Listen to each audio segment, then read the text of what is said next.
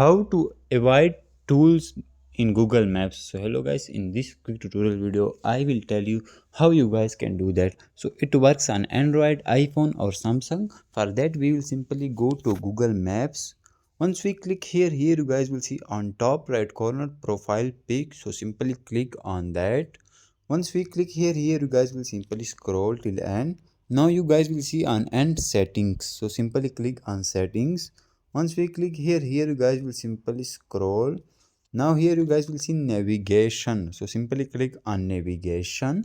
Once we click here you guys will see sound voice selection. Also you guys will see default media app alert option, but simply scroll. Once we scroll here you guys will see alert option, also routes option. So in route option you guys will see avoid tool roads. So simply turn on it. Once we turn on it our problem will be fixed. So that's how you guys can do that. Thanks for watching.